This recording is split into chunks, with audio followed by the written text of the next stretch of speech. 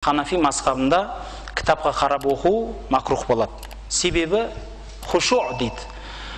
Намаздың стержені бар ғой, намаздың өзі түпкі дәмі ол хұшу, Аллахтан қорқу. Сол Аллахтан қорқуды, яғни адамның ойын бұзады. Сіз кітаптағы қарап тұрасыз ғой, яғни сіз Аллахты ойлап тұрмайсыз, Аллахқа деген сезіммен тұрмайсыз, бәлки ана кітапқа қарап ойыңызды бөлгеннен кейін макрух болады ол. Одан көрі жатқа оқыған нәрсесін оқыған абзалырақ. Немесе жаңағыдай екінші бір адам отырып оған лұқма тастаған жақсы, яғни екінші бір қари адам келіп ол кісінің жанына не қылған жақсы.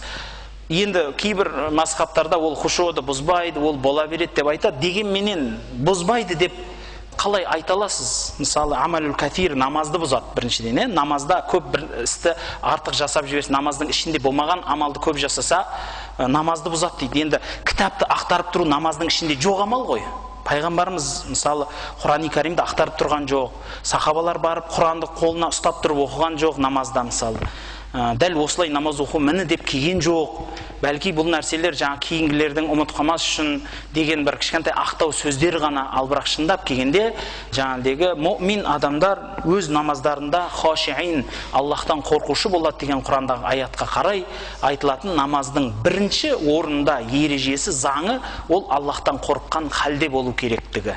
Ал қорыққан халде тұру үшін адам Аллахтан басқа еш нәрсені ойламау керек. Ана қай бетке келдім, қай жерін аударайын деп емес, жүрегіндегі барын оқитындай дәрежеге бару керек.